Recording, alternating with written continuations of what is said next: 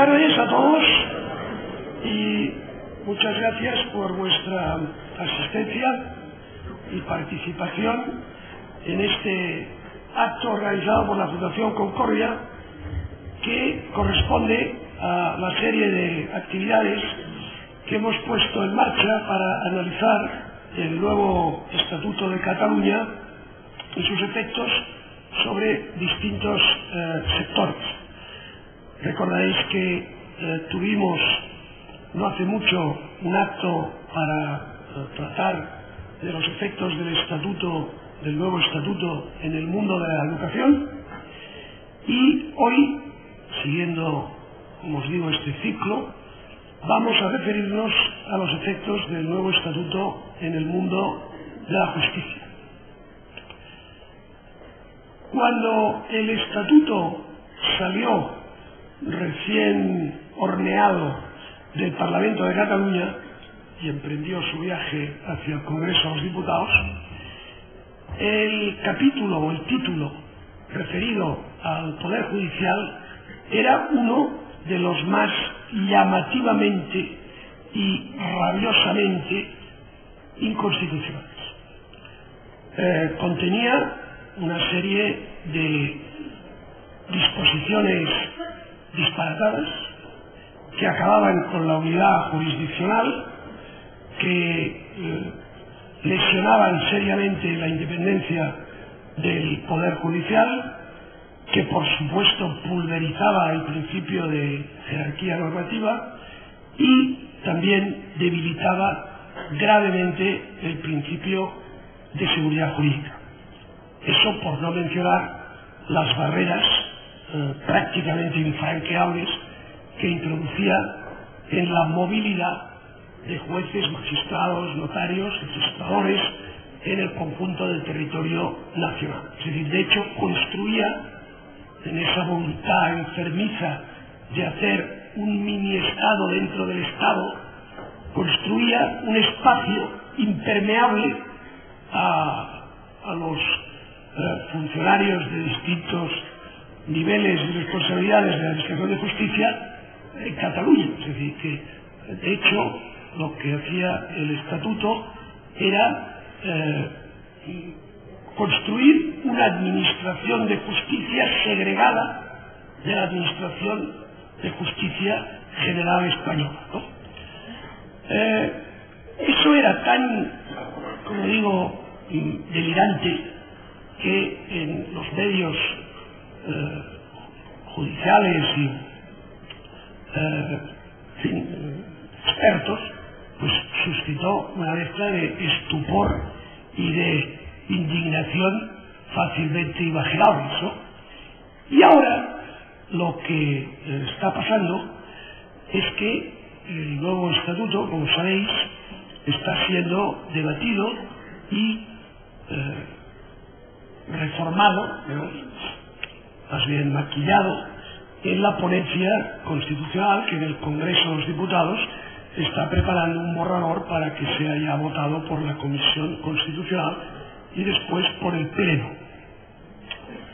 En este proceso de maquillaje, eso que el presidente del gobierno llamó dejar el estatuto limpio como una patena, ¿no?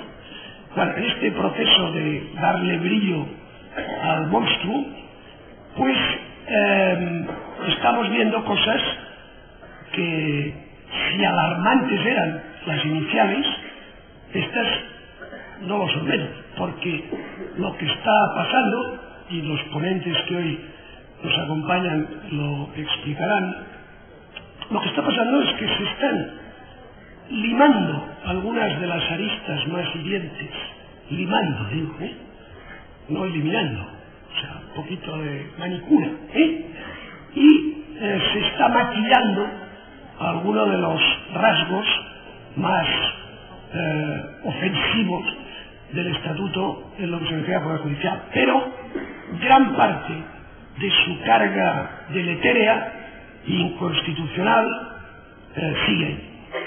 Es decir, que si lo que ha pactado ya la ponencia constitucional en el Congreso, pacto que, como sabéis, resulta de la negociación entre el partido de gobierno, el primer partido de la oposición en Cataluña y algún otro partidillo lateral, digamos. Bien, pues en ese acuerdo lo que se está gestando, lo que ya se sabe que se ha acordado, es algo que, una vez examinado, se observa que sigue sin respetarse el principio de unidad jurisdiccional, que yo creo que queda seriamente dañado, tampoco el de seguridad jurídica, porque muchas de las novedades que introduce las remite a una futura ley orgánica del Poder Judicial que todavía no existe. O sea, y no digamos la jerarquía normativa, porque eso es como si una ordenanza municipal condiciona a una ley general del Estado. Vamos, son cosas que realmente solo pueden pasar en la era de las maravillas zapateril, porque eso, en condiciones normales, esas cosas no deberían pasar, pero están pasando ante nuestros ojos atónitos, ¿no? Las barreras a la movilidad también siguen ahí, con algún retoque cosmético. Por ejemplo, donde se decía requisito, ahora se dice mérito determinante. Ya me contaréis si saber catalán para ser juez en Cataluña o registrador era un requisito. Bueno, pues no, está arreglado, no es un requisito, es un mérito determinante. Si alguno de vosotros me explica la diferencia, yo se lo agradeceré mucho y se lo transmitiré al presidente del gobierno, ¿verdad? Porque yo no la acabo de ver en sus efectos prácticos. De todas estas cosas hablaremos hoy y de las consecuencias profundamente negativas que va a tener este estatuto sobre uno de los pilares de nuestro Estado de Derecho, que es la Administración de Justicia, ¿no? Me acompañan Santiago Gotor, notario del Colegio de Ilustre Colegio de Notarios de Cataluña, Jorge Buixaré, que es abogado del Estado, destinado en Cataluña y que desarrolla sus funciones primordialmente en el Tribunal Superior de Justicia, como es natural, y José Luis Raquero, vocal del Consejo General del Poder Judicial, encargado especialmente de estudios, programas y de la Escuela Judicial. Entonces, yo les quiero dar las gracias muy expresivamente por haber aceptado nuestra invitación.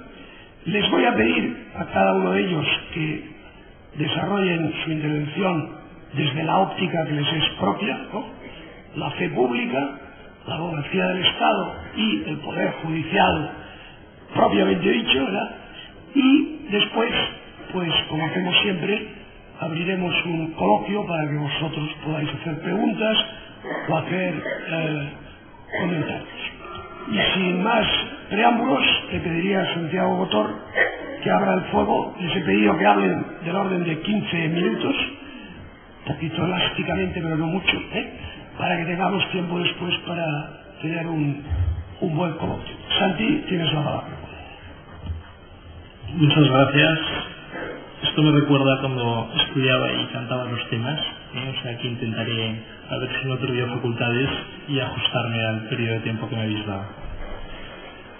Ante todo, agradecer a Alejo Vidal Cuadras pues el que se haya decidido a montar aquí en Barcelona una delegación de la fundación que él preside, que es la Fundación Concordia, que junto con otros partidos, pocos, no sé, algunos quizás hasta parlamentarios, otros movimientos, fundaciones y asociaciones cívicas que hay en Barcelona, pues va a contribuir, sin lugar a dudas, ya lo está haciendo, a mantener encendida una llama aquí en Cataluña que ilumine este oasis catalán en el que todos los aquí presentes vivimos, oasis cada vez más oscurecido por el panorama que nos invade, por un lado de lo políticamente correcto y también del pensamiento único que nos tratan de imponer. También me gustaría agradecer la presencia aquí de mis compañeros de mesa y la oportunidad que tengo de compartirla con ellos, tanto de Jorge Buixadé como de José Luis Vaquero. Y la verdad es que la autoridad que tienen para mí en el mundo jurídico va a hacer que sea especialmente breve mi intervención, para que todos ustedes puedan gozar de sus aportaciones, que seguro serán de mayor profundidad e interés jurídico que las mías. Antes de entrar en el fondo del asunto, también me gustaría dejar claro que como jurista, como notario, me da mucha rabia tener que dar una conferencia sobre la incidencia que va a tener el proyecto de reforma estatutaria en Cataluña, cuando los problemas que tenemos planteado en el mundo de la justicia a día de hoy, y me refiero a los abogados del Estado, a los magistrados y por supuesto a los notarios de los registradores, pues son de muy diversa índole, ¿no? Nos gustaría a todos que la justicia fuera más moderna, más eficaz, que tuviera más medios, que los notarios recuperáramos el sentido que tanto prestigia nuestra profesión y que a veces en las grandes ciudades, pues por un excesivo afán de producción, pues se está perdiendo. Estos son realmente los problemas que tiene la justicia hoy en nuestro país. Pero la clase política catalana, que vive en un mundo pues un poquito especial, pues ha querido regalarnos este paquete bomba, que es el proyecto de reforma estatutaria, y no por eso voy a eludir tratar este tema en mi intervención. Intervención que por supuesto hago a título particular, pero como veo a algunos compañeros en la sala, pues interpreten mis puntos de vista como un mero mandatario verbal, y si luego a título privado quieren ratificar alguna de mis afirmaciones, pues estaré encantado, y si no también los podemos discutir. Por supuesto, uno de los primeros aforismos o principios generales del derecho que yo aprendí en la carrera era aquel que decía que las cosas son lo que son y no lo que las partes dicen que son, ¿no? Pues bien, el estatuto es lo que es y no lo que la clase política dirigente catalana nos dice que es. Se nos ha vendido como un proyecto de reforma estatutaria de la autonomía de Cataluña, cuando en realidad ni es una reforma ni pretende ser un estatuto y ni siquiera se refiere exclusivamente a Cataluña. Y digo que no es una reforma porque hace tabla rasa, el estatuto anterior queda absolutamente aniquilado. Digo que no es un estatuto de autonomía porque la extensión desmesurada de su articulado, y que tantas veces ha sido mencionada, nos reconduce más bien a la figura de una constitución y no de un estatuto. Y digo también que no se refiere a Cataluña porque se permite el lujo de decirle a esa realidad de la que forma parte Cataluña lo que tiene que ser a partir de ahora. Y esto me parece especialmente grave, no solo porque provenga de una ley autonómica, pues la Constitución, aunque lo dijera, es cierto que como norma jurídica pues puede hacer referencia a las formas de gobierno, la forma del Estado, pero en ningún caso, porque son leyes, tanto unas como otras, leyes que por tanto son mutables en el tiempo y susceptibles de modificación, y en ningún caso nos podrán definir esta realidad que se ha construido durante tantos siglos y que quiero yo seguir pensando que seguirá existiendo y que se llama España. Este camino que desemboca en este proyecto de reforma estatutaria, pues ha tenido varias etapas aquí en Cataluña. Han sido muchas las leyes que se ha ido aprobando por la Generalitat, que nos han incidido y que tenían como objeto o como objetivo atentar a la línea de explotación del mundo de la justicia. Lo que pasa es que siempre se han encontrado con un problema con el mundo de la justicia. Y me refiero aquí a los cuerpos a que anteriormente he hecho referencia, y en general a todos los que se acceden por vía de oposición. Y es que Cataluña ha sido una comunidad autónoma donde nunca ha habido una especial tradición opositora.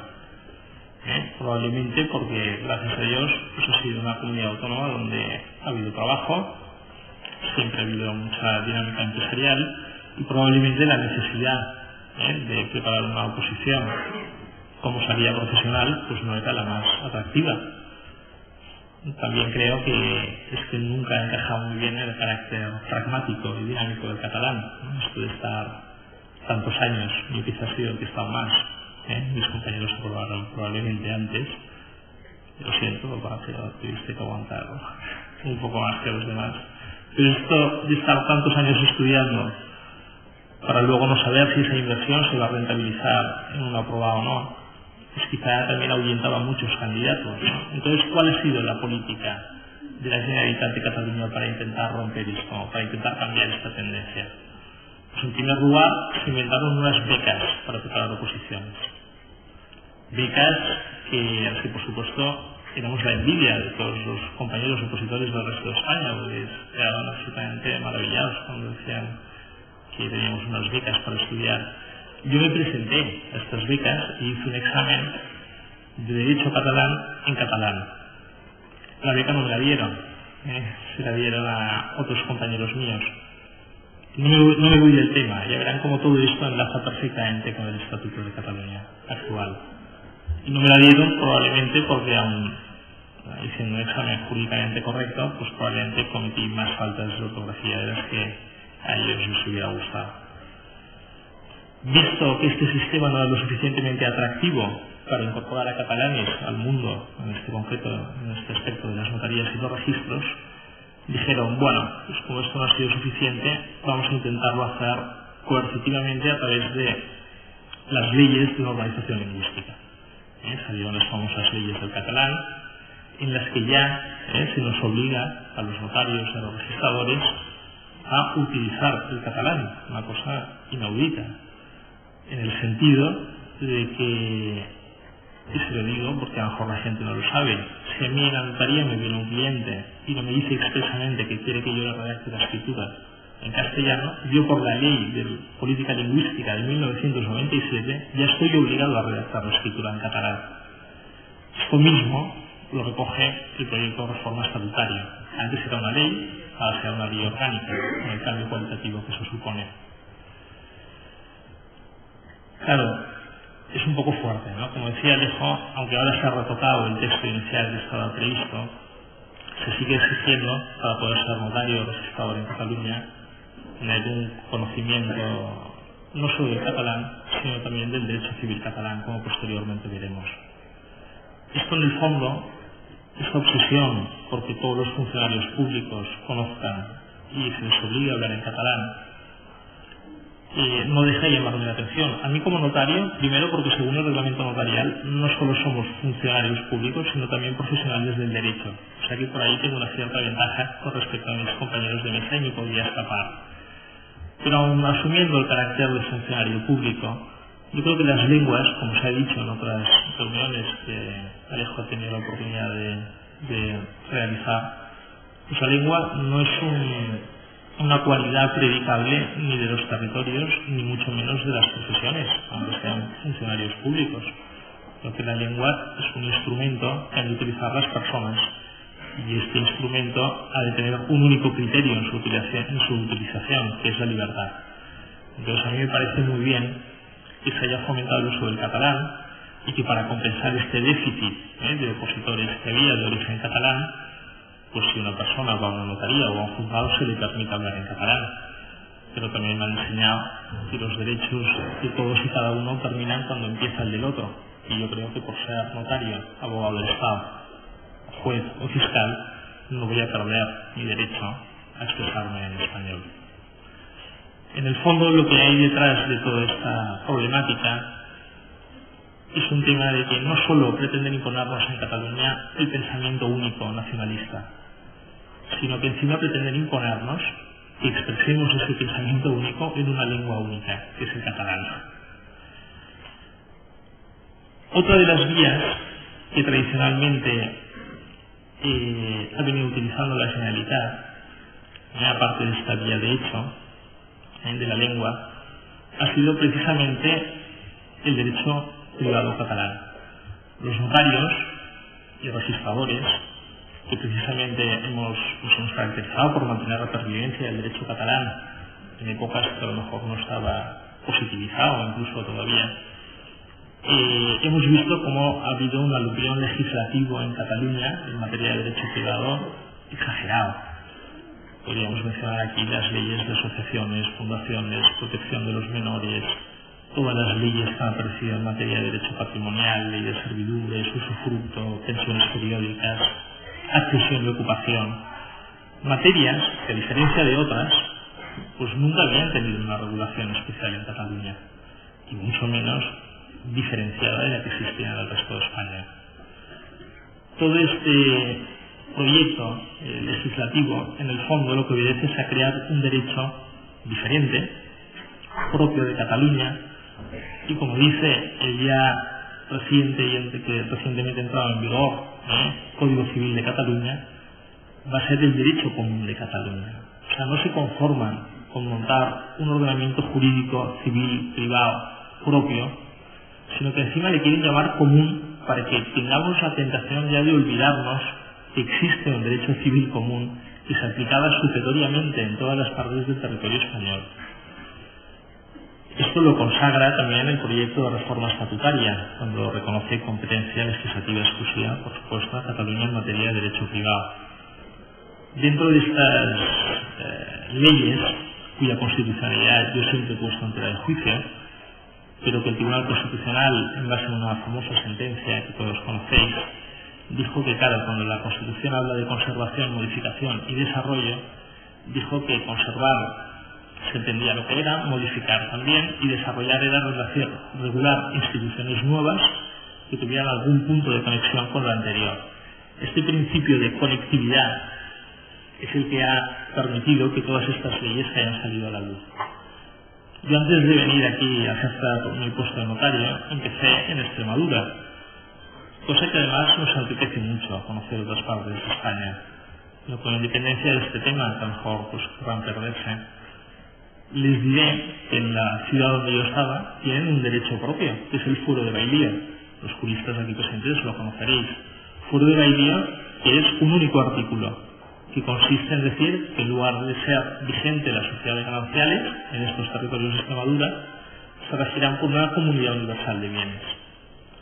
Claro, yo les decía a mis compañeros juristas de Extremadura, pero ¿cómo no legisláis un código civil extremeño? Si ya tenéis una comunidad universal de bienes, los matrimonios ¿qué hacen? Compran. Pues ya está, el punto, la conectividad. Si compras, podéis hacer un tratado de obligaciones y contratos. Si para comprar pedís un préstamo o hipotecáis, ya podéis hacer todo un tratado de derechos reales. Si encima os casáis y tenéis hijos, todo el derecho de familia. Y si además algún día os morís, todo el derecho de sucesiones. Pues esto es lo que es el principio de conectividad. Lo que pasa es que Ibarra pues no se ha lanzado. Y aquí el problema es que sí se ha lanzado. Todo este ítem legislativo ha culminado en el año 2002 con la aprobación del Código Civil de Cataluña. Código Civil, que es un caso inaudito, va a ir publicándose por fases. La primera fase ya está en vigor y habla de la estructura que tendrá el código y una parte general que contiene normas relativas a prescripción y caducidad.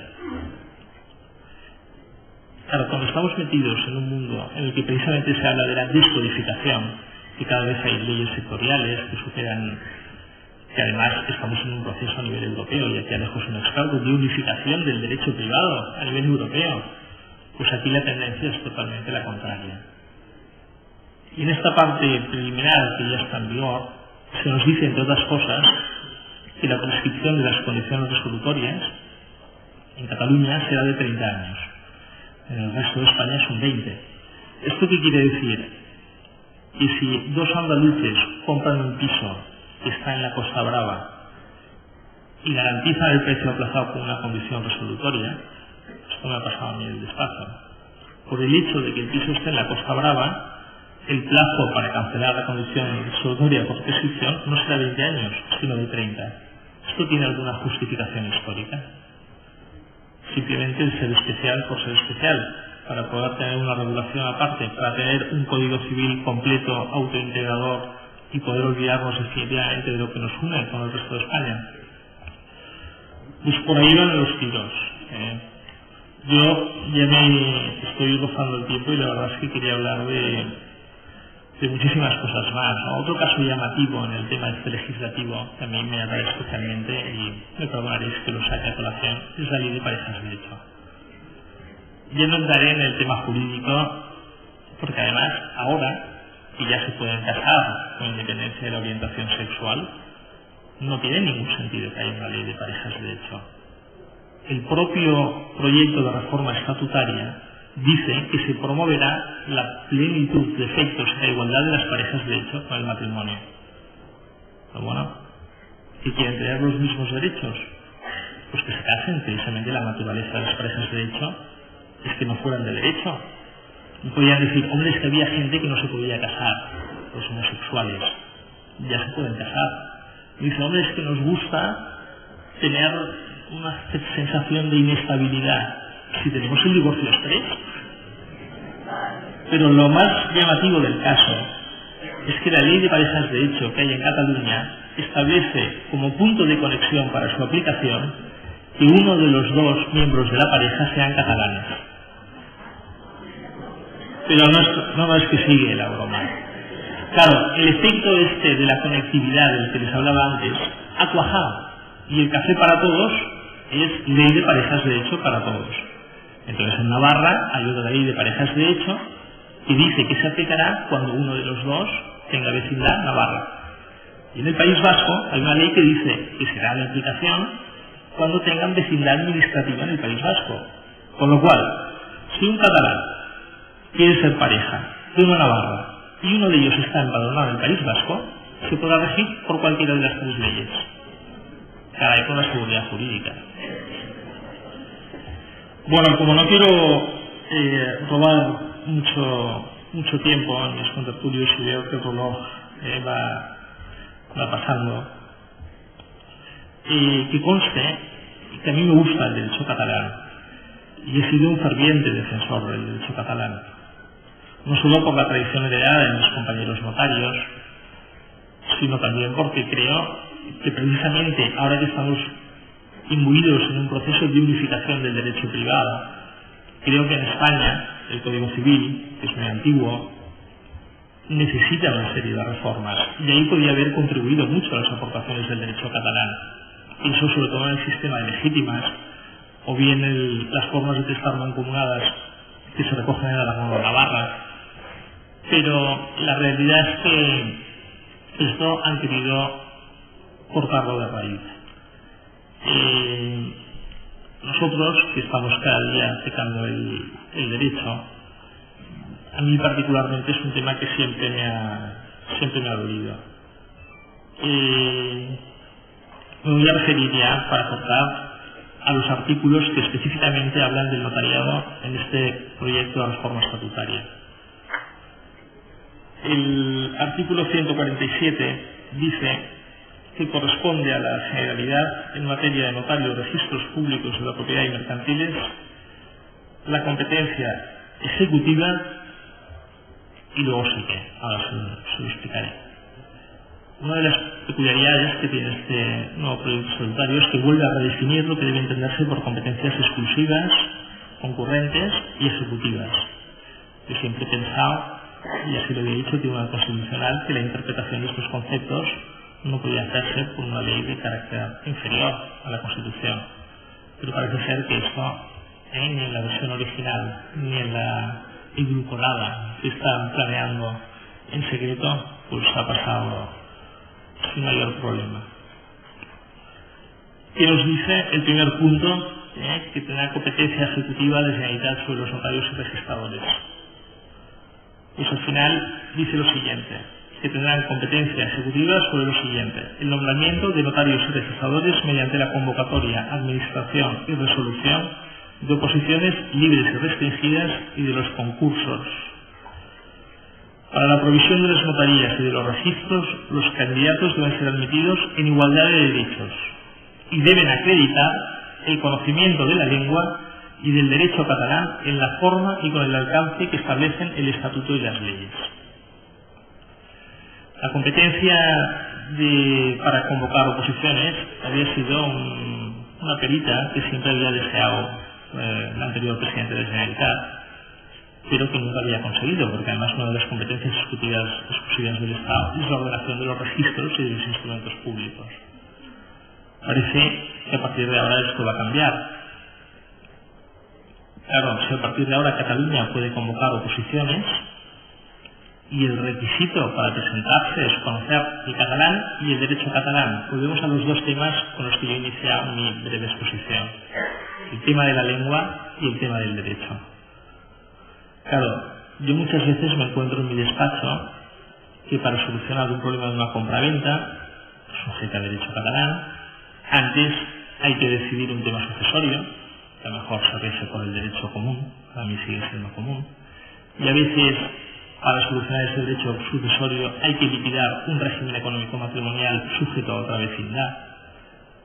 Si el criterio para ser notario y registrador en esta convocatoria de oposición es conocer el derecho catalán, ¿qué seguridad jurídica voy a aportar yo como notario cuando las relaciones jurídicas privadas no solo se producen entre miembros de distintos territorios de España, sino con la aportación de numerosísimos inmigrantes, y lo que tendrían que hacer es hacernos estudiar el derecho de estos países de procedencia de la mayor parte de inmigrantes? Pues ya se ve que volvemos a lo que siempre ha sido la obsesión en el tema de la justicia: la lengua y el derecho privado catalán. Por otro lado, también tendrán competencia en el establecimiento de las demarcaciones notariales y registrales. Por supuesto, el convocar una oposición de este tipo, luego encuadrarlo dentro de un escalafón único, es complicado. La idea inicial era tener competencia exclusiva en materia de notarías y registros, pero esto ha quedado un poco atenuado, con lo cual se ha salvaguardado la unidad del documento y también la unidad del cuerpo. Pero claro, si va a haber gente que va a ingresar y va a tener esta posibilidad de examinarse solo en catalán y con derecho catalán y otros no, ya me dirán ustedes qué pasará con los notarios que aprueban en el resto de España y no vengan aquí, cuando además Cataluña es un sitio que hay muchas vacantes y, como les decía antes, pocos opositores catalanes. ¿Qué vamos a hacer? ¿Bajar el nivel? ¿Que entre cualquiera? ¿Qué prima? ¿Ser un jurista lo mejor formado posible o ser un mediocre que hable perfectamente catalán?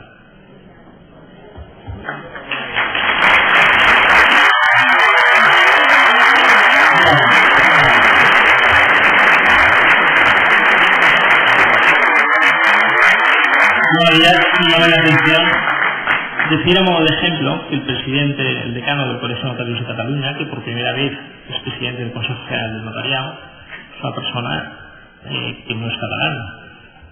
Si el estatuto hubiera estado en vigor en el momento inicial, ya me explicaron ustedes qué posible movilidad hubiera tenido él y el grado de desigualdad que eso supone, porque yo, si apruebo aquí, podré irme al resto de España, pero el resto no podrán venir aquí. También les advierto, y ya para concluir, que en el proyecto de reforma estatutaria inicial no se conformaban solo con esto, sino que habían pedido también la custodia y propiedad de los protocolos notariales, así como también capacidad normativa para regular el arancel. Y esto es importante, porque aunque finalmente no se recoja, la historia del nacionalismo catalán, que es una historia de victimismo y reivindicaciones, dice que lo que no se consigue hoy se conseguirá dentro de 4, 8 o 12 años. ¿Y el objetivo cuál es? Tener un cuerpo de notarios y de registradores totalmente separado del resto de España, para que ellos puedan ejercer esa facultad de control que siempre les ha caracterizado. Control que, si encima les dan facultad para regular el arancel, nos van a decir: oye, vosotros notarios, cuidadito con ir a las reuniones estas de Alepo, porque mañana os saco un real decreto y os bajo el arancel mañana. Por eso he venido, porque todavía no lo han cambiado.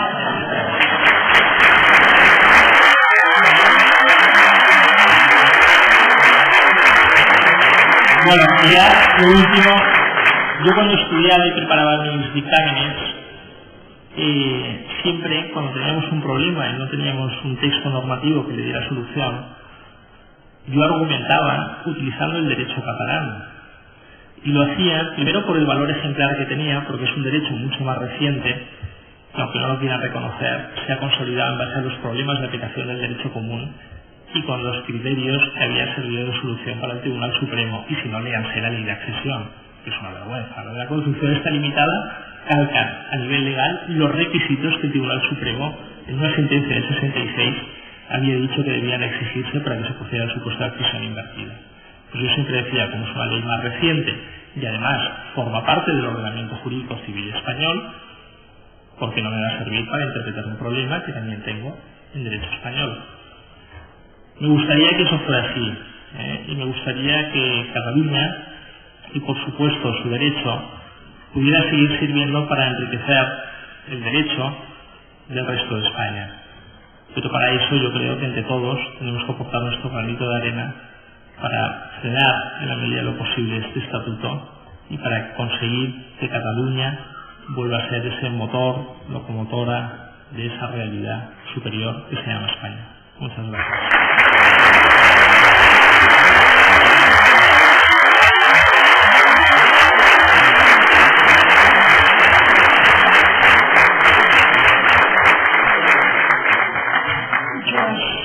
Muchas gracias a ti por tu excelente, interesante intervención, un poco fuera de los límites del tiempo que se te había asignado, pero le vamos a dar la palabra enseguida a Jorge Buixé.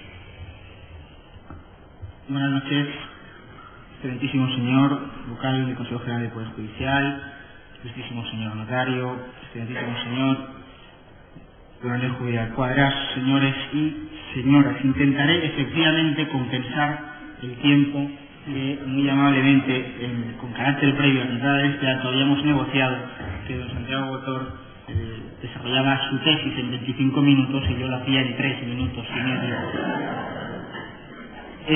La rúbrica de la presente convocatoria es, si no me equivoco, Estatut y Justicia, lo cual ya de salida parece que no es una cuestión nada baladí, teniendo en cuenta que estamos en teoría en un Estado de Derecho, cosa que no tiene nada que ver con lo que los periodistas habitualmente definen como Estado de Derecho. El Estado de Derecho no es más que la aplicación del principio de legalidad en todos los órdenes, es decir, la sujeción de la entera actividad administrativa al entero sistema normativo.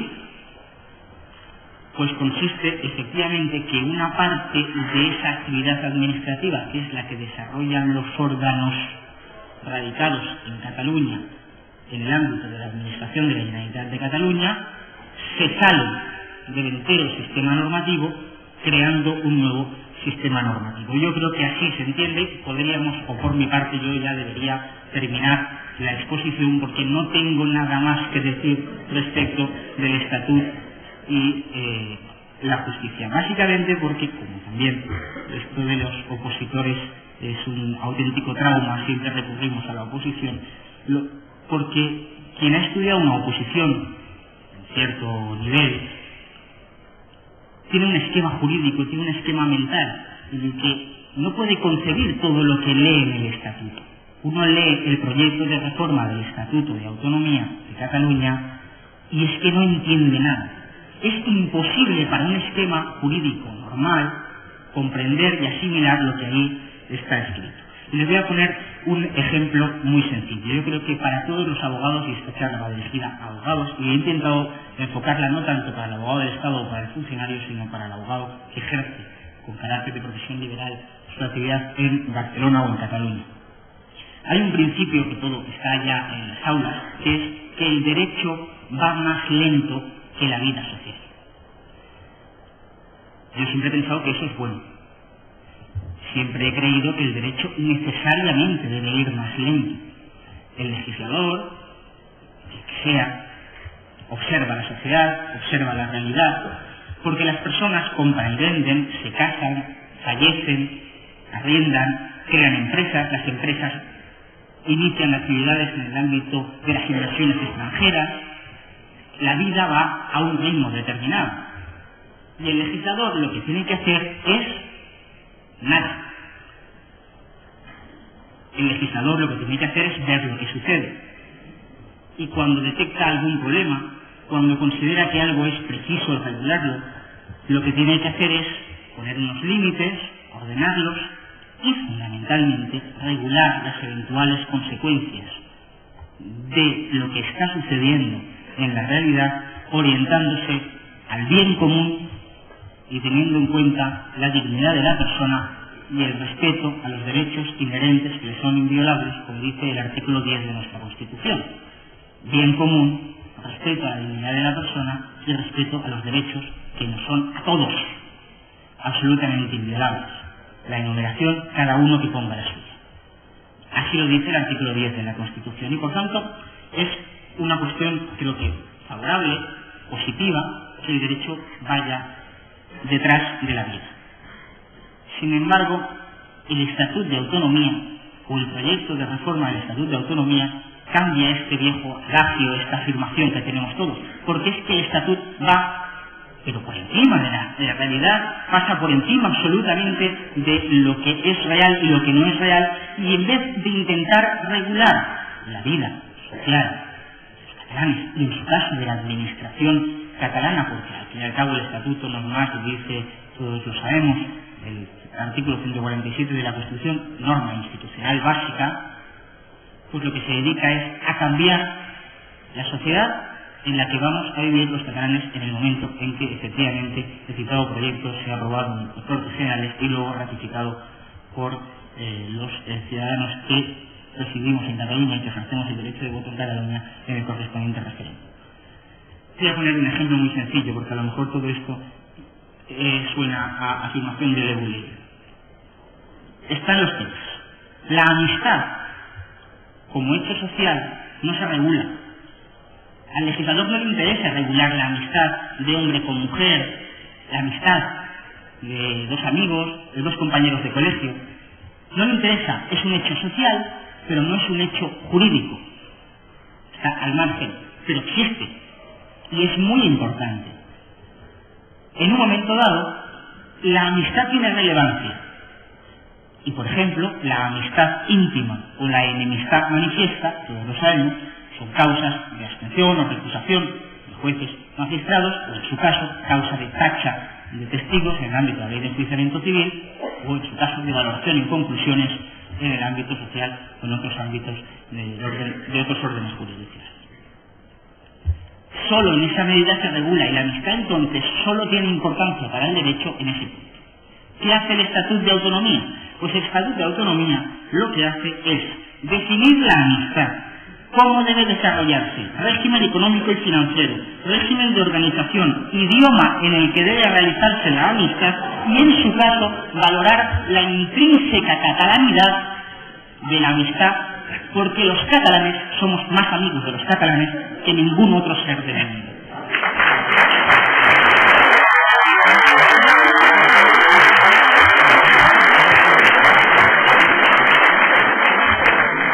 En suma, y esto en doctrina constitucional, significaría, y aquí efectivamente ya estamos en un tema serio, que el proyecto de reforma del Estatuto de Autonomía es una norma revolucionaria. Pero revolucionaria en el sentido real, de la técnica o táctica revolucionaria. Subvertir un determinado orden para convertir un nuevo orden. El Estatuto de Autonomía, basta leer 2 artículos al azar, cualquiera. No hace falta empezar por el primero ni empezar por el último. Al azar se lee y automáticamente uno se da cuenta que no se trata de regular la vida de los ciudadanos o de las instituciones, ordenarla para permitir que los ciudadanos y las instituciones se desarrollen normalmente, sino de crear un nuevo modelo de conformidad con un esquema ideológico claro que absolutamente lo que hace es apartar a todos aquellos que no estamos en ese esquema ideológico y convertirnos absolutamente en parias. Y esto parece una afirmación de carácter político, de verdad lo digo desde un punto de vista puramente técnico y jurídico. Dicho esto, pasamos a cómo puede afectar efectivamente a los abogados. Pues mire, desde un punto de vista práctico hay un artículo al que deberíamos todos, o en su caso deberían acudir cuando lleguen a casa y releerlo quienes son abogados, mujeres de abogados, hermanos de abogados, quienes están ejerciendo la abogacía, quienes en su caso están estudiando la licenciatura en Derecho, porque es relevante. Que es el artículo 125, en referencia al proyecto aprobado por el Parlamento de Cataluña, por cuanto creo que la discusión en ponencia aún no ha llegado al tema en concreto. Se titula ese artículo Corporaciones de Derecho Público y Profesiones Tituladas. Ya para empezar, desde el punto de vista de la técnica jurídica, es un artículo que regula dos cosas absolutamente distintas. Una corporación de derecho público, que es una realidad jurídica estable, y en su caso una profesión titulada, que es todo aquello que quiera convertirse en profesión titulada, porque en cada caso habrá que determinar lo que es titular. Vamos a lo importante. Respecto de los colegios profesionales, cámaras agrarias, academias, no se dice de qué.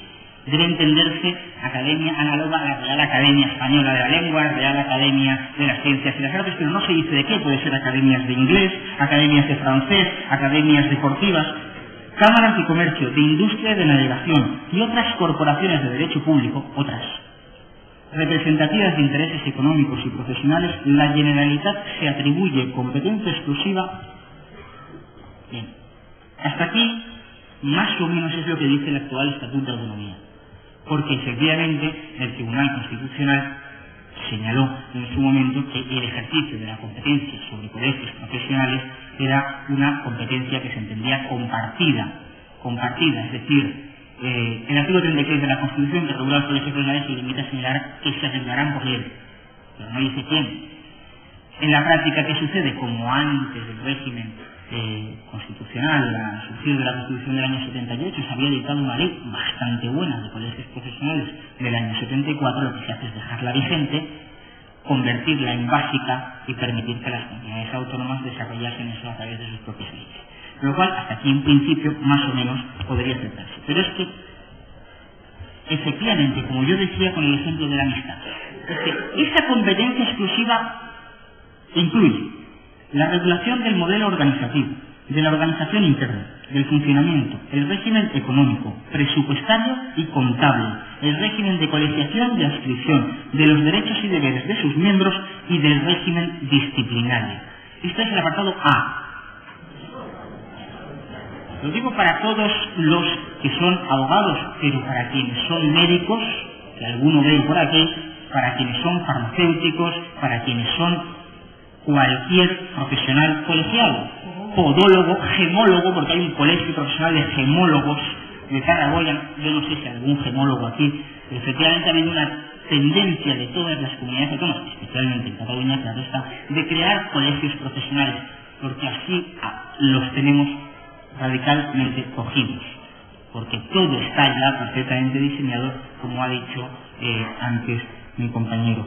Digo esto, que está perfectamente diseñado, porque este artículo no tiene por finalidad sino dar cobertura al proyecto de ley de colegios profesionales que el propio tripartit recientemente presentó ya a su aprobación en el Parlamento de Cataluña, ante proyecto aprobado en enero de 2005. ¿Qué hace? Es regular todo esto. La creación y atribución de las funciones, la tutela administrativa, el establecimiento del sistema y procedimientos electorales, la determinación del ámbito territorial y la agrupación de colegios en Cataluña. Es decir, absolutamente todo lo va a regular la Generalidad de Cataluña. Luego, eso que ustedes, todos los que están colegiados, entienden como autonomía colegial, de esto nada de nada. Porque van a determinar quién vota, cómo vota y, en su caso, quien sea elegido para la dirección de un determinado colegio profesional, el régimen económico, presupuestario, contable, derechos y deberes de los profesionales colegiados,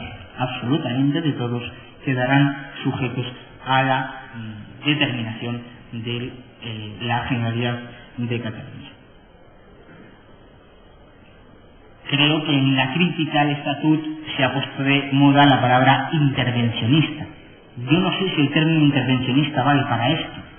Esto es abolicionista del régimen de corporaciones de derecho público, el régimen de corporaciones profesionales. No soy profesor de historia, creo que de tradición secular en este país, basado en la autonomía colegial. A este respecto, digo, no voy a entrar en cuestiones sobre si es constitucional o no esto, yo creo que está al margen de si es o no constitucional, si es que es imposible concebir en una mente normal que la administración pública diga, las corporaciones de derecho público, oiga, que son corporaciones que tienen su propia personalidad, que determinarán su régimen de organización, que podrán determinar su régimen de funcionamiento. No. Pues esas corporaciones de derecho público yo asumo absolutamente su gestión. Sobre esta cuestión del Tribunal Constitucional, digo, para que no piensen que es una opinión personal, sentencia 219/89 afirma: en el presente caso nos hallamos ante una característica relación, se refiere a la relación que tienen los colegiados con los colegios y los colegios con la administración, de delegación de potestad pública. Es decir, el colegio profesional es una administración pública cuando ejerce esas potestades que le han sido delegadas por la propia administración, que tiene su fundamento expreso en el artículo 36. Y por último, el auto del Tribunal Constitucional es un auto absolutamente maravilloso, de 59/2004, en el que el Tribunal Constitucional resuelve un recurso que se planteó contra una ley de colegios profesionales aprobada por la Comunidad de Valencia. La Comunidad de Valencia, como en tantas otras cosas, por desgracia, digo por desgracia para quienes somos catalanes e intentamos ejercer de catalanes, nos lleva bastantes cabezas en los últimos años, si no trienios. Y la Generalidad de Valencia dicta una ley de colegios profesionales que se caracteriza, por no decir nada, por entender que si los colegios profesionales funcionan razonablemente bien como están funcionando, pues no digamos nada. Hasta el punto que tiene una extraordinaria novedad, porque en relación a ninguna otra ley de colegios profesionales, ni la andaluza ni la gallega, que son las últimas que se han dictado en España, prácticamente no regula el régimen sancionador de los colegiados. No establece sanciones para los colegiados. 2 o 3 reglas generales que dice, y luego que cada colegio determine el régimen sancionador.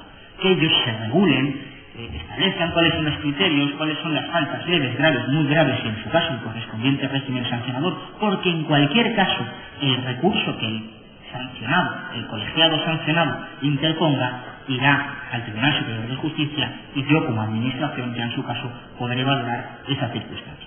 Pues bueno, esto es curioso porque un determinado colectivo de colegiados, es extraordinario, un determinado colectivo de colegiados interpone recurso contra esta ley y dice, que es inconstitucional porque es que no me regula el régimen mi propio régimen sancionador. Esto va en línea con ese secuestro moral que yo creo que se produce mucho en Cataluña, pero ya se está extendiendo a otras partes de España. Y el Tribunal Constitucional dice, no, mire, con que establezca unos principios mínimos, una base, una tabla mínima de faltas con su constitución de graduación y de sanciones, ya se cumple el artículo 25.1 de la Constitución, que se ponía en duda en cuanto al ejercicio de la potestad sancionadora que corresponde a la Administración. Y recuerda al Tribunal Constitucional, que el colegio profesional, cuando ejercita esa potestad sancionadora, es una administración pública porque ejercita una potestad delegada de la Administración.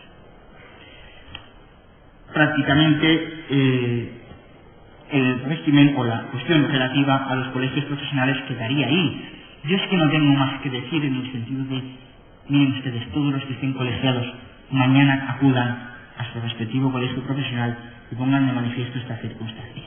A lo mejor se llevan alguna sorpresa, porque en el trámite de audiencia de la Generalitat a la hora de redactar el anteproyecto de ley de colegios profesionales, yo diría que los 2 colegios profesionales más importantes de Cataluña dijeron sí, boano.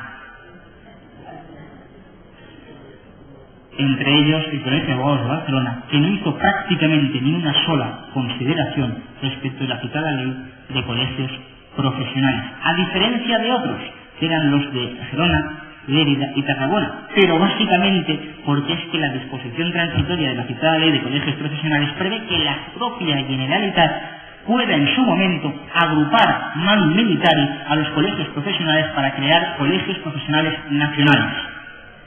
Por lo tanto, claro, el de Gerona, de Lleida y el Tarragona, si alguno hay aquí que me perdone, no quieren perder su cuota de poder y su cuota de mercado. E hicieron alegaciones respecto al citado anteproyecto, pero solo en lo relativo a la cuestión de que nos agrupen en un único colegio profesional catalán. Dicho esto, y ahora voy muy brevemente, me quedan 5 minutos, creo, a poner de manifiesto una serie de consideraciones. Yo creo que en qué medida afecta a los abogados o en general a los operadores jurídicos la eventual aprobación del Estatuto de Autonomía. Pues miren, que hay que volver a estudiar Derecho. Tenemos todos que volver nuevamente a las cátedras de Derecho, si hay cátedras, porque todo lo que ustedes han aprendido no sirve de nada. Nada. Principio de soberanía nacional. 1.2 de la Constitución, la soberanía nacional reside en el pueblo español del que emanan los poderes del Estado. Lógico. Y automáticamente uno dice poder judicial, poder legislativo y poder ejecutivo. No, esto no es así, esto ya no es así, porque efectivamente el proyecto de reforma del Estatuto de la Autonomía viene a decirnos que Cataluña tiene efectivamente y ejerce un poder soberano. Esto los periodistas lo lían todo y de esto se habla mucho en la prensa y se escribe. Yo intentaré explicarlo de forma muy sencilla. La soberanía es única y exclusivamente desde Bodino, un autor francés que se inventa este concepto, el derecho de hacer leyes. Punto. No hay más. Esto es la soberanía, el derecho de hacer leyes. Y en su caso, el derecho de ejecutarlas, de interpretarlas y aplicarlas, y por eso van de suyo el poder ejecutivo y el poder judicial. Pero la soberanía es el derecho de hacer leyes, que es lo importante. Por eso la soberanía era el rey, en su momento, cuando se lo inventa Bodino, y crea la monarquía absoluta. Bien. En España, con la Constitución del año 78, hay una única soberanía. La soberanía nacional reside en el pueblo español. ¿Quién hace las leyes? El pueblo español. A través de representantes libremente elegidos en elecciones periódicas, mediante sufragio universal, libre, igual, directo y secreto. Artículo 23.1 de nuestra Constitución, en relación con el 68 y 69 que regulan Congreso y Senado. ¿Quién hace las leyes? El pueblo español. Lo que pasa es que con la nueva organización territorial del Estado que surge de la Constitución, el pueblo español delega, cede parte de su poder soberano y de ese derecho de hacer leyes a otras instancias, evidentemente menores, porque la delegación solo es posible de órgano superior a órgano inferior, a otras instancias inferiores como son los parlamentos autonómicos, la posibilidad de hacer leyes limitadas a su territorio y limitadas a determinados ámbitos materiales. Miren, ya está. Esto es el régimen constitucional. Pues hemos pasado del poder delegado de hacer leyes, del poder delegado de la soberanía, a una soberanía compartida. Eso era, si no recuerdan mal, el Estatuto Plan Ibarretxe. Comparto yo con usted soberanía. Pues el proyecto de reforma del Estatuto de Autonomía de Cataluña va más allá, porque no se trata de compartir la soberanía, sino en su caso de una doble soberanía, y además una soberanía en que la parte es más soberana que el todo, porque, y ahora lo veremos brevemente en algún artículo, efectivamente el Parlamento catalán se sobrepone a las Cortes Generales. Pues el principio de soberanía. Segundo, el principio de supremacía normativa de la Constitución. Lo estudiamos todos, creo que era el derecho constitucional 1. La Constitución está por encima de ninguna norma. Normalum, que se dice en la cúspide de la jerarquía normativa, norma fundamental y fundamentadora, todo esto, pues miren, nada, ni Hans Kelsen, ni la sentencia del juez Marshall en el famoso asunto Marshall versus Madison, nada, todo esto nada. Lo dice claramente el Estatuto de Autonomía de Cataluña, en la aplicación de los principios de proximidad y subsidiariedad, Lo establecido por el presente estatuto es aplicable de forma preferente en caso de conflicto normativo con la legislación del Estado. Luego, el estatuto está por encima de cualquier otra legislación. Luego, la supremacía normativa de la Constitución, nada de nada, porque tiran al suelo el 149.3 de la Constitución, que señala que en caso de conflicto prevalecerá siempre efectivamente la norma estatal. Otra cuestión que hay que volver todos a estudiar, derecho administrativo, creo que es 1 y 2, organización territorial del Estado. 137 de la Constitución, el Estado se organiza, todos lo sabemos, municipios, provincias y comunidades autónomas que se constituyan. Pues mire, el Estatuto de Autonomía elimina la provincia. Fuera. Eso que nosotros conocemos como Diputación Provincial. Digo los abogados, porque los planes especiales de obras y servicios que realizan las Diputaciones Provinciales, en los que se justifican gran parte de la actividad expropiatoria y gran parte de la actividad de los despachos, se va todo abajo. Planes especiales de obras y servicios que desarrollan las provincias, nada. El Estado, en Cataluña, el Estado no se organiza en municipios, provincias y comunidades autónomas, sino que el Estado se organiza, cuidado, en municipios, veguerías. Digo porque hay que estudiarlo. Para que lo sepan, la veguería es el ámbito territorial específico para el ejercicio del gobierno intermunicipal de cooperación local y tiene personalidad jurídica propia. No es posible. Es que no es posible crear veguerías. Oiga, que es que no es posible. Usted puede crear lo que le dé la gana, pero no quite la provincia. Porque tira abajo el 137, el 141, el 142 de la Constitución y una cosa que se llama la autonomía local. El Tribunal Constitucional creo que se ha cansado de dictar sentencias respecto de la autonomía local. Y miren ustedes, no como consecuencia de la invasión competencial del Estado, sino solo como consecuencia de la invasión competencial de las comunidades autónomas. Otra cuestión. Esto sí que me afecta brevemente, una cuestión personal ya. Dice, la Generalidad pasa a ser la administración ordinaria del Estado en Cataluña. Que si la Generalidad pasa a ser la administración ordinaria del Estado en Cataluña, ¿la administración general del Estado qué es? Extraordinaria. Digo porque esto es relevante. Quienes ejercen funciones de abogados laboralistas, por aquí veo alguno con quien me he encontrado en el foro, la petición de salarios de tramitación a partir de ahora ya no la hagan a la delegación del gobierno en Cataluña, comparezcan ante cualquier ente autonómico, porque efectivamente ellos son la administración ordinaria del Estado en Cataluña. No tiene ningún sentido, es absolutamente inaceptable. Y además, el nuevo Estado catalán ya ha reconocido la autonomía al Valle de Arán, con lo cual el Estado se organiza territorialmente en municipios, provincias, comunidades autónomas, veguerías y el Valle de Arán,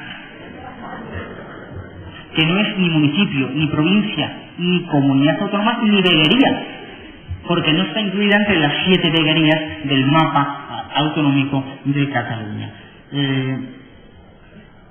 Brevemente, tenía un extraordinario alegato sobre los derechos civiles y la defensa de nuestros derechos como ciudadanos, pero en este caso creo que se dejaré al Alejo, que efectivamente es un tema que le interesa y le tiene removido. Pero sí que yo, una consideración, más cosas que tenemos que aprender los abogados.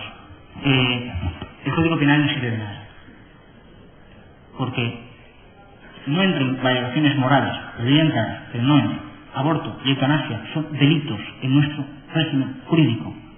Los artículos 143, 144, 145 y 146 del Código Penal prevén que son delitos la eutanasia y el aborto. Bien, con el Estatuto de Autonomía de Cataluña, ni eutanasia ni aborto son delitos, son derechos. Luego, evidentemente, ya tampoco hay que volver a estudiar derecho penal, parte general, derecho penal, parte especial. Y por último, ya creo que es lo gordo, el principio de seguridad jurídica. No sabemos qué norma jurídica va a estar en vigor cuando se apruebe el estatuto. Hay una disposición adicional en la que se dice que al menos 33 apartados no entrarán en vigor una vez se publique el Estatuto de Autonomía. 38.2, 95.2, 3.5, 3.6, 97 a 100, 101, entonces, una norma que se publica y no entra en vigor. No entra en vigor. Principio de certeza jurídica, parte general del derecho civil, volver a estudiarlo, no tiene nada que ver el principio de certeza jurídica. Principio de seguridad jurídica, ¿qué norma está en vigor? Pues no, mire, porque es que esto es extraordinario desde el punto revista profesional para los abogados. La disposición adicional tercera dice: con relación a las competencias compartidas, mientras el Estado no dice la legislación básica, la Generalidad deberá deducirlos de la normativa básica vigente. No tenemos normativa. No tenemos normativa porque, como se obliga en el Estatuto de Autonomía a que el Estado dicte legislación básica sobre todo, porque todo lo que antes era del Estado ahora es básico en su caso del Estado, ámbitos extraordinarios de la actividad mercantil no van a ser regulados por nada. La Comunidad Autónoma de Cataluña suple competencias, y con este termino, el ámbito mercantil sobre los mercados de valores, regulando, como siempre, el régimen, admisión, fusión. Dice siempre el establecimiento de requisitos adicionales para las empresas y, en su caso, operadores en Cataluña. Luego, cualquier empresa que opere en el resto de España, en Cataluña, evidentemente en el resto de la Unión Europea, aquí en Cataluña va a tener requisitos nuevos. Yo creo que los abogados mercantilistas y, en su caso, los fiscalistas se van a forrar con el nuevo Estatuto de Autonomía. Yo creo que es la única cuestión, que es la gran oportunidad de hacer negocio, porque nadie va a saber qué norma está en vigor. Ningún empresario va a poder determinar qué es lo que está en vigor, qué se le aplica o qué no se le aplica. Y además, como los principios y las normas se deben deducir, pues entonces todos a deducir, porque no hay nada escrito, no hay costumbre en el ámbito del derecho administrativo, como todos sabemos, y por tanto, como se dice en catalán, campi qui pugui.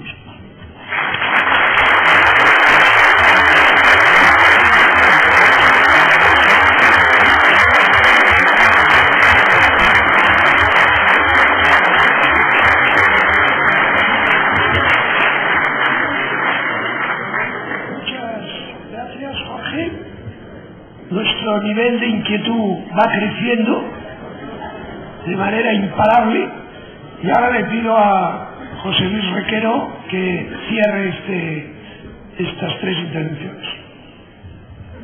Buenas noches a todos y, por supuesto, ante todo, muchas gracias a Alejo Vidal Cuadras por la amable invitación a participar en esta mesa redonda esta noche. Yo voy a intentar ser, no por retórica, sino ciertamente lo más ajustado al tiempo que tenía señalado, porque realmente el debate luego el debate en coloquio, si es posible, ¿no?, pues dará mucho juego de sí. Yo únicamente lo que quiero es a ustedes transmitirle el panorama que el Estatuto de Autonomía, bueno, pues va a plasmar en lo que se refiere a lo que ya es Poder Judicial propiamente dicho, es decir, la organización de juzgados y de tribunales. Los temas que afectan al Poder Judicial son numerosísimos, puesto que habría que hablar y daría lugar a diferentes mesas redondas, pues por ejemplo lo relativo al Tribunal Superior de Justicia, que queda convertido en un verdadero Tribunal Supremo y también en un tribunal en muy buena parte constitucional. Habría que hablar de todo lo relativo a las competencias sobre funcionarios, sobre dotación de medios materiales, sobre el Ministerio Fiscal. Habría que hablar, por ejemplo, y eso sí quedaría, y es un tema que a mí me encanta, sobre el tema de la justicia de proximidad. Además, el origen de la idea de la justicia de proximidad precisamente es aquí, en el municipio de Barcelona, ¿no? De manera que hay muchos temas, pero yo quiero centrarme fundamentalmente en uno, que es el gobierno del Poder Judicial, del cual, como vamos a ver a continuación, de alguna manera penden todos los demás.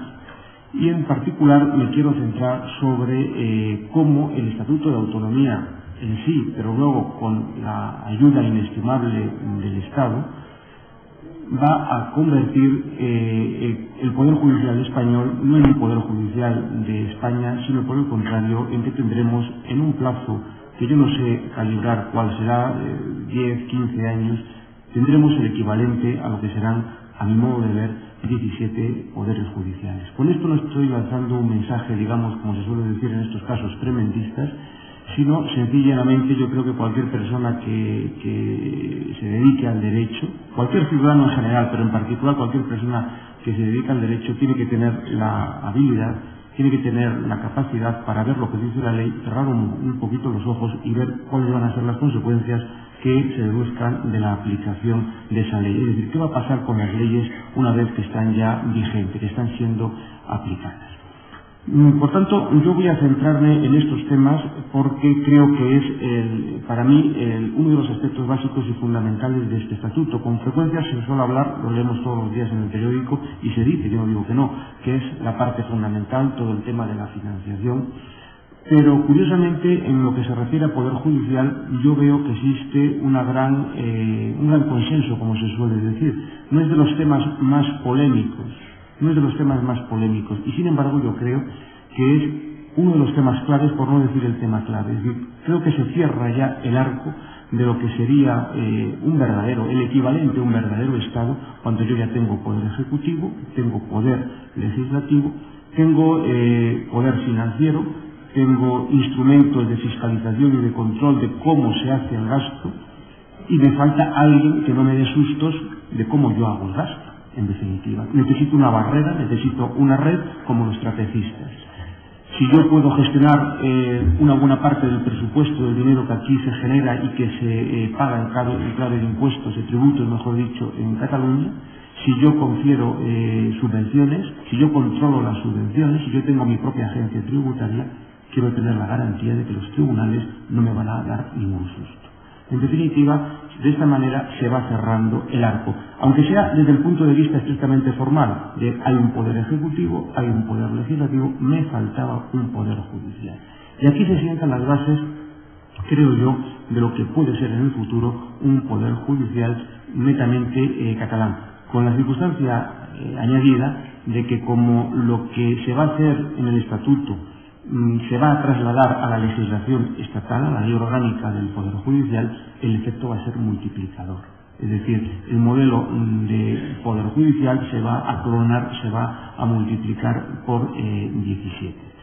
Sobre todo este tema, el Consejo General del Poder Judicial en su día se lanzó a la piscina a hacer un estudio, a hacer un informe sobre esta materia, que suscitó una reacción realmente energuménica, por decirlo de alguna manera, ¿no? Y yo francamente he visto que el Defensor del Pueblo, incluso está colgado en la página de internet del Congreso de los Diputados, hizo una serie de consideraciones mucho antes de aprobarse en comisión ya cómo va a quedar el Defensor del Pueblo, hizo una serie de consideraciones de cómo trascendía esto a su institución, y nadie dijo absolutamente nada. El Gobierno, cuando tenía una duda, ha acudido a una serie de catedráticos para que hagan un informe sobre la constitucionalidad o no del Estatuto de Autonomía, y no ha pasado nada. Curiosamente, un proyecto que altera los fundamentos del diseño del Poder Judicial en nuestra Constitución, cuando el órgano que gobierna la justicia en España se pronuncia y dice, oiga, esto que ustedes van a hacer no se corresponde con lo que dice la Constitución, ni se corresponde con lo que dice el Tribunal Constitucional que dice la Constitución, curiosamente se nos ha llamado de todo, se nos ha descalificado, se nos ha insultado de una forma que yo francamente hasta ahora no había conocido. Como digo, nosotros en el Consejo General del Poder Judicial, cuando nos hemos pronunciado sobre esto, porque podíamos y porque debíamos ser, creo yo, nuestra obligación moral e institucional, partíamos de una premisa básica que lo enlazo con lo que se acaba de decir hace un momentito. Creíamos que la Constitución era clara, dentro de la, como dicen algunos, la sabia ambigüedad de la Constitución. Creíamos que la doctrina del Tribunal Constitucional sobre o acerca de hasta dónde podían llegar las comunidades autónomas respecto a la justicia estaba clara. Pero, sin embargo, tenemos que todo esto salta por los aires. Todo salta por los aires.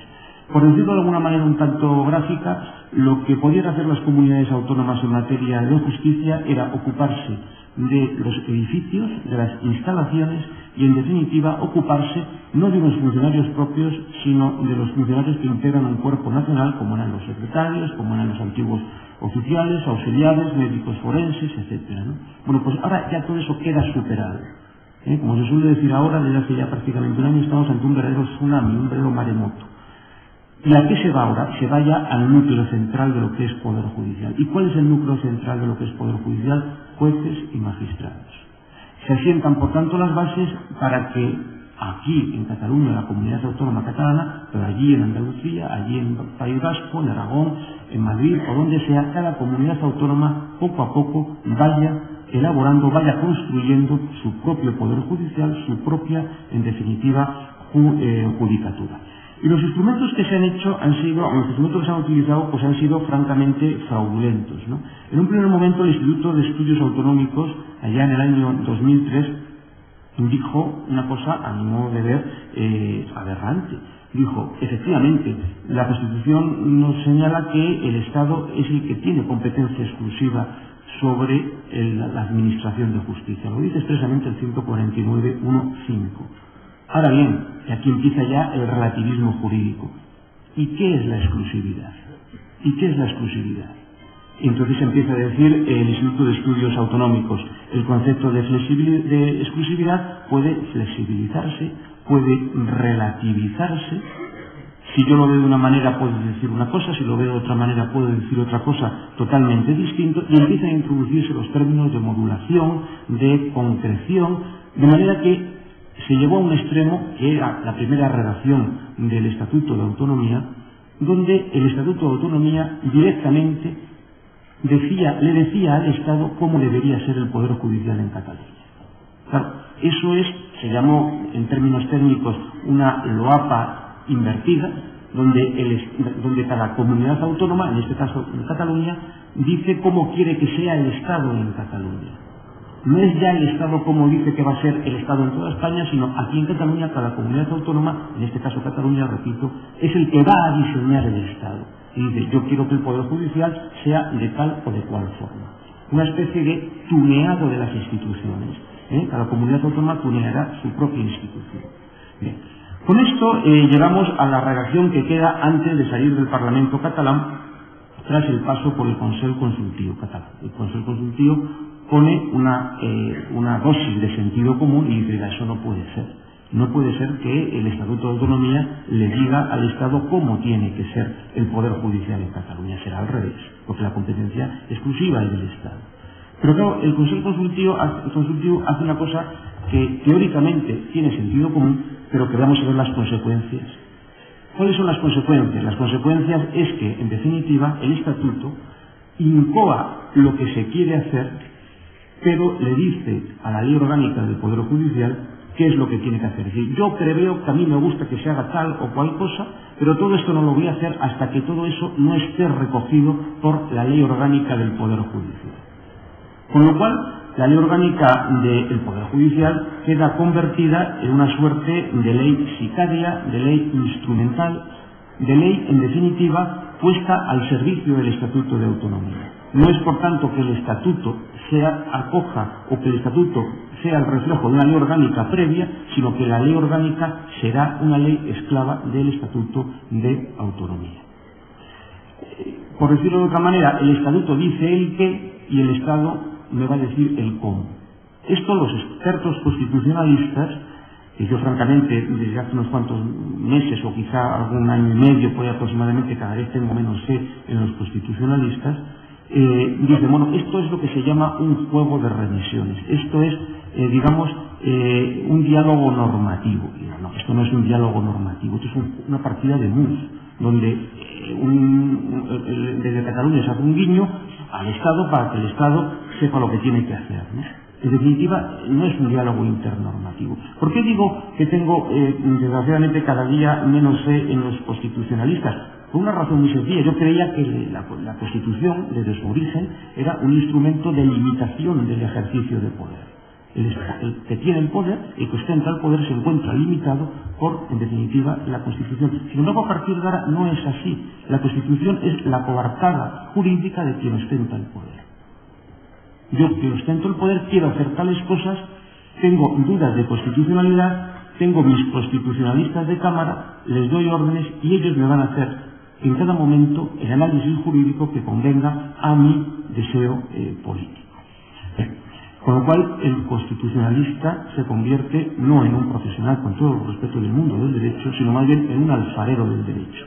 Con mis manos voy modelando, ¿qué quiere usted? Un jarrón, una maceta, todo es constitucional.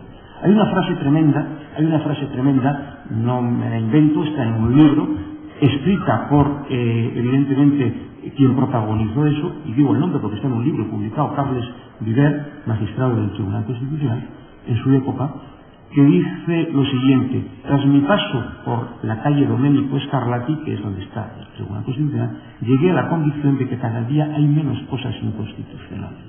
Evidentemente, es que lo que es constitucional o no es algo que yo puedo manejarlo a mi gusto, es una constitución de geometría variable en función de cada una de estas necesidades, ¿no? Bueno, pues el Consell Consultiu dijo, bueno, esto que usted prevé en el Estatuto de Autonomía, usted puede meterlo y luego ya la ley orgánica lo irá recogiendo. Con lo cual tenemos una eficacia, una vigencia diferida, lo cual es algo terrible. Lo cual es algo terrible porque supone sencillamente nada más y nada menos que congelar en una ley y nada menos que un Estatuto de Autonomía un programa de máximos. Un programa de máximos. Es decir, yo en el Estatuto de Autonomía quiero que el nivel de, vamos a llamarlo autogobierno, llegue hasta aquí, y usted, Estado, a través de sus leyes orgánicas, cuando quiera, se irá poniendo a la altura que yo he fijado. Pero ya sabe que eso no es una cosa que yo digo en un meeting o que digo en un artículo de prensa. No, no, está ya publicado en una ley que es un Estatuto de Autonomía, luego en una norma que forma parte del bloque de constitucionalidad. Esto del bloque de constitucionalidad es un tema bastante, yo francamente no sé cómo explicarlo de una manera divulgativa, pero se deduce de la ley orgánica del Tribunal Constitucional. El medidor de la constitucionalidad de las normas es, según el artículo 28 de la ley orgánica del Tribunal Constitucional, la Constitución más los estatutos de autonomía y junto a ello una serie de normas, leyes orgánicas, que se dictan en ejecución y desarrollo de la Constitución. Bueno, pues eso es, digamos, por decirlo de alguna manera, el medidor de la constitucionalidad.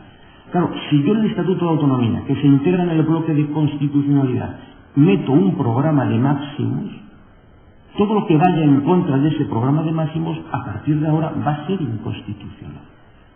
Claro, esto lo digo yo respecto del Poder Judicial. Esto lo digo yo respecto del Poder Judicial, pero a mí se me hiela la sangre cuando pienso en el título primero, derechos y libertades fundamentales. Aparte de que jamás un Estatuto de Autonomía puede, creo yo, regular derechos y libertades fundamentales, hasta ahora todos los Estatutos de Autonomía lo que decían, y los derechos y libertades fundamentales de los riojanos o de los andaluces, lo que diga la Constitución, punto, nada más. Pero a continuación tenemos que hoy día, en el Estatuto de Autonomía, tenemos una verdadera parte dogmática, y eso es una verdadera constitución. Pero eso, con ser una aberración jurídica, no es nada comparado con el contenido. ¿Por qué razón? También se acaba de comentar hace un momento. Yo, cuando regulo derechos y libertades fundamentales, estoy diciendo cuál es el estatuto de los ciudadanos ante, en definitiva, los poderes públicos, ante el Estado. ¿Cuál es el modelo de ciudadano y de modelo de sociedad que yo quiero? Claro, cuando, por decirlo de alguna manera, el software del título primero, y aquí tengo que poner nombres y apellidos, viene dado por un tripartito de corte radical separatista y en definitiva comunista o radical socialista, no, digan ustedes como quieran, el modelo de sociedad que a partir de ahora va a quedar congelado en Cataluña, en ese título primero, es un modelo de sociedad que responde a esos modelos ideológicos. A mí francamente se me hiela la sangre. Pero lo que me preocupa, por supuesto, que esto quede aquí en Cataluña. Pero es que lo que me preocupa, repito, es que eso se integra en el bloque de la constitucionalidad. Y que a partir de ahora, a ver quién es el guapo que rebaja eso. Porque nadie lo va a poder rebajar. ¿Y va a poder el Tribunal Constitucional contradecirlo? Eso es una gran pregunta. El Tribunal Constitucional, si eso le llega a su juicio, yo ya tengo muy poca fe en el Tribunal Constitucional, digo con claridad, pues yo creo que no. Una ley que pasa por un referéndum, ¿va a poder el Tribunal Constitucional echarla abajo? Lo dudo. Aquí tienen ustedes el ejemplo de lo que ocurrió con la ley de cultivos y lo que trajo eso como consecuencia. Eso la capacidad de estimación de eso va a ser tremenda. Pero bueno, me estoy enrollando bastante. Lo que quiero decirles a ustedes es lo siguiente. Porque he dicho antes que el modelo de justicia que prevé el Estatuto de Autonomía y que recoge la ley orgánica del Poder Judicial en trámite, están los dos ahora mismo prácticamente evolucionando de forma simultánea. Yo no sé si ustedes están acostumbrados, yo soy muy aficionado a las cosas de marina, a las cosas náuticas, y a veces los barcos de guerra se suministran mutuamente combustible en alta mar, se sitúan uno al lado de otro y a través de unas mangueras se van pasando combustibles, tal. Bueno, pues la ley orgánica del Estatuto de Autonomía de Cataluña van ahora mismo navegando a velocidad de crucero, a la misma altura, y con unas mangueras se van pasando combustible uno a otro. Bueno, pues entonces, ¿por qué digo que va a constituirse un tribunal, un poder judicial propio? Porque van a tener un órgano de gobierno propio, que será el Consejo de Justicia. El Consejo de Justicia. Claro, el Estatuto catalán, a diferencia del vasco, el vasco, el plan de Ibarretxe, era jurídicamente grosero, era una cosa insultante. El Estatuto catalán, por el contrario, en otros aspectos está bien redactado. Me explico, está redactado por gente que sabe redactar un contrato y bueno, que hay que interpretarlo en definitiva, ¿no? Entonces, ¿a qué acude? Y dice, bueno, esto se basa en el principio autonómico y en el principio de desconcentración. Y dice, no, ustedes no se preocupen. El Consejo de Justicia que yo estoy diseñando no es un Consejo de Justicia aparte, no, es un órgano del Consejo General del Poder Judicial, desconcentrado. Y dice, anda, esto, pues entonces, ¿por qué nos asustamos? El Consejo General del Poder Judicial tiene órganos internos, tiene un pleno, tiene una comisión permanente, tiene una comisión presupuestaria, una comisión de estudios, etcétera. Y dice, bueno, pues como esas comisiones va a haber ahora consejos territoriales. Y dice, eso es mentira. Eso es mentira. Vamos a ver, el ejemplo clásico y típico de órgano desconcentrado, ¿cuál sería? Pues creo yo, el de los antiguos gobiernos civiles o delegaciones del gobierno en la actualidad. Pero dentro de una propia organización unitaria, por razones instrumentales de eficacia, yo me hago presente periféricamente a través de esas delegaciones, que son órganos míos desconcentrados. Pero lo que ocurre es que estos consejos de justicia no responden a ese modelo. Los consejos de justicia van a ser verdaderos órganos de dirección política. ¿Por qué razón? Porque van a tener total y absoluta potestad reglamentaria, porque van a poder actuar al margen del control, por tanto, de las relaciones de jerarquía, tutela y fiscalización del Consejo General del Poder Judicial, porque van a poder proponer futuros presidentes de audiencias, iba a decir audiencias provinciales, no sé, audiencias de veguería se llamarán a partir de ahora, me imagino, o presidentes de sala, es decir, la cúpula judicial en Cataluña, como va a ocurrir en el resto de España, ojo, porque esto va a ser lo que se va a trasladar al resto de España, van a proponerlo esos consejos territoriales, esos consejos de justicia territoriales, y para mí lo más importante y lo más grave es que se van a territorializar las pruebas de selección para ingreso en la carrera judicial. Este consejo, que actualmente ya le queda poco tiempo de vida, el primer envite que tuvo, y fuerte, fue el intento de algunas comunidades autónomas, no solamente la catalana, de que las oposiciones a judicatura no se deslocalizasen, como se llama ahora, como se dice ahora, no que fuesen rotando, un año se celebran en Barcelona, otro año se celebran en Sevilla, no, sino que en cada comunidad autónoma se constituyesen tribunales de oposiciones. Esto, por supuesto, y también se acaba de comentar, mezclenlo o aderécenlo con el uso del idioma, como es natural. Bueno, pues la consecuencia sería que cada comunidad autónoma tendría la capacidad de seleccionar a sus propios jueces, con un añadido de injusticia, que creo que también aquí se ha comentado. Hay sitios, como ocurre en Cataluña, donde, digamos, la población opositora es relativamente escasa. Se puede decir que hay más plazas vacantes que opositores. Claro, la consecuencia sería, y eso se dijo para desechar esa posibilidad de convocatorias territoriales, que hay comunidades autónomas, por el contrario, donde hay una gran tradición de opositores. Andalucía, Extremadura, Aragón, mismamente Madrid. Con lo cual tendríamos que si aquí hay, por ejemplo, 5 plazas vacantes en Cataluña, tendríamos 2 opositores. Con lo cual, todo opositor catalán, por definición, saldría siempre aprobado. Mientras que, por el contrario, el opositor andaluz o el opositor aragonés tendría que pegarse, es decir, ir a una verdadera oposición para conseguir plaza.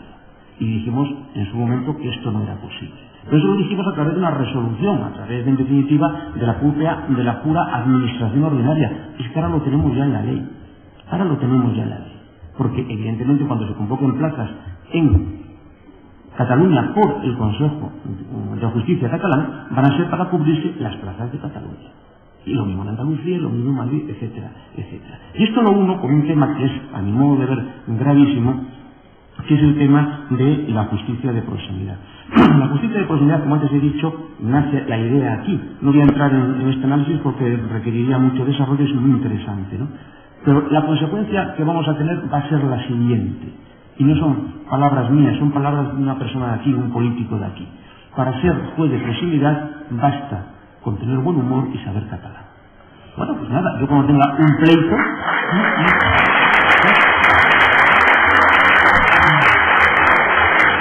Yo cuando tenga un pleito, y con todos los respetos, además, a su memoria, pues me gustaría tener al humorista Eugenio, por ejemplo. Pero era catalán y tenía buen humor. Pero claro, cuando me estoy jugando mucho en un pleito, que me digan si eso es el juez que yo quiero. Que me digan si eso es el juez que yo quiero. Pero con una circunstancia además agravante, que ese señor no va a ser seleccionado, por supuesto, sin acudir a criterios jurídicos, porque no va a ser seleccionado por oposición, va a ser seleccionado exclusivamente a través de un concurso de méritos. Pero el concurso de méritos se dice expresamente en la ley orgánica del Poder Judicial que lo determinante es el conocimiento del idioma. Y, ojo, cuando se ha dicho cuál es el perfil del candidato que se quiere, se dice, hombre, los actuales jueces de paz pueden ser buenos jueces de proximidad. Evidentemente los jueces de paz que están licenciados en Derecho, voy a añadir, creo yo, ¿no? Bueno, pues entonces eso va a ser la futura judicatura que van a tener ustedes aquí, pero ojo, que también vamos a tenerla en el resto de España. Pero además, con una circunstancia añadida y agravante, que esos señores inmediatamente ingresan en la carrera judicial, se inyectan en el circuito judicial y mañana estarán en una audiencia, en una sala o incluso en el Tribunal Supremo. Entonces, un señor que va a conocer de una pintada, de una pequeña gamberrada, que va a conocer de un pequeño litigio, dentro de poco tiempo lo veremos conociendo la impugnación de un plan general de urbanismo, lo veremos instruyendo un complejo sumario por delito económico, etcétera, etcétera. Claro, ¿esto a mí qué me lleva? ¿Esto a mí a qué me lleva? Pues esto me lleva a mí sencillamente que estamos una vez más como en el año 85, ¿no? Es decir, en el año 85, cuando se promulga la ley orgánica del Poder Judicial, ¿qué es lo que interesaba? ¿Interesaba el funcionamiento de la justicia o interesaba una operación de control político de la justicia? Evidentemente lo segundo. Yo a cualquier persona, no digamos ya a cualquier profesional, si le pregunto, ¿usted qué quiere? Que el juez hable catalán, que me parece muy bien, pero que no sea un mérito determinante. ¿Usted qué es lo que quiere? ¿Un juez seleccionado así, con un consejo endogámico, consejo de justicia? ¿O usted qué es lo que le preocupa? Mejor dicho, eso, no tener eso, o le preocupa más que su pleito tarde 4 o 5 años, que vaya al Tribunal Supremo y tarde todavía más. Es decir, estamos haciendo reformas que creo yo que no tienen nada que ver con lo que son las verdaderas y objetivas necesidades de la Administración de Justicia. Y ojo, creo que el Estado, no ya me refiero a Cataluña, el Estado en muy buena medida tiene mucha responsabilidad por todo esto. ¿Por qué razón? Porque yo soy, por ejemplo, abogado, no voy a decir aquí en Barcelona porque es una comunidad autónoma grande y conflictiva, pero yo soy abogado en La Rioja o en Cantabria, ¿sí? O en Valladolid o en Burgos, y digo, bueno, ¿qué me compensa más? ¿Que la casación esté en el Tribunal Supremo que tarda 8 años o que la casación la tenga yo en mi pueblo, la tenga yo en Valladolid, la tenga en Burgos, que me tarda 9 meses o 1 año? Me compensa lo otro. Con lo cual el Estado ha hecho renuncia desde hace mucho tiempo a organizarse a sí mismo y a hacer un sistema creíble y un sistema fiable. Por lo tanto, las consecuencias son estas, que hemos dicho, bueno, esto no interesa ahora, y han venido otros que han dicho, mejor que el Estado no funcione, porque yo voy a demostrar que me quedo lo que tiene el Estado, lo monto aquí, porque yo me voy a encargar que esto funcione mejor. Ojalá funcione mejor, dicho sea de paso. Pero esa es una de las grandes consecuencias. Como tenía más cosas que comentarles, pero veo que ya es muy tarde, yo únicamente quiero decirles ya por último lo siguiente. ¿Cómo se puede reconducir esto? Pues la verdad sea dicha, esto tiene mala reconducción. Desde el punto de vista político sería muy sencillo la retirada del estatuto. Eso ahora mismo, hoy por hoy, yo ni me lo planteo. Desde el punto de vista jurídico, yo aquí lo que veo, lo digo con toda la claridad, es que lo que ha nacido aquí es una carta de tales dimensiones que ningún poder político en ninguna parte de España va a renunciar a ella. Es decir, el político me da lo mismo que sea andaluz, extremeño, madrileño, riojano, me da lo mismo. Ante la posibilidad que se le da de poder configurar el Poder Judicial en su territorio, es que esa carta nadie renuncia a ella. Nadie renuncia a ella.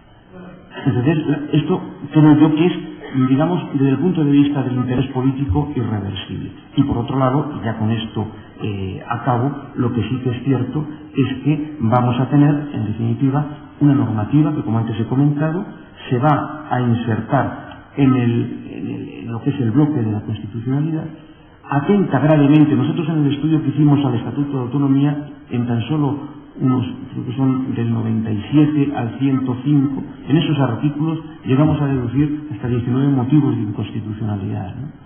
Entonces, esto se va a depurar. Yo francamente no lo creo así. No lo creo así por lo que he comentado antes. La Constitución, desgraciadamente, creo yo que era clara, pero a la vista de cómo los constitucionalistas, algunos de los cuales, ojo, y esto es muy grave, que han participado con sus informes en la redacción del Estatuto de Autonomía, son hoy día magistrados del Tribunal Constitucional, que eso no es una causa de abstención, que venga Dios y lo vea, ¿eh? Bueno, pues esos señores son los que van a juzgar la constitucionalidad. Yo francamente no creo que el Tribunal Constitucional vaya a dar marcha atrás en esto. Con lo cual yo creo, en ese sentido desgraciadamente soy muy pesimista, que los efectos no los veremos dentro de 6 meses, los efectos los veremos en 15 o quizá 20 años, si es mucho, pero los veremos como poco a poco irá cuajando, a mi modo de ver, lo que es un poder judicial clonado por 17, multiplicado en definitiva por 17. Muchas gracias y perdón que sea tan negativo, pero es que no me queda claro.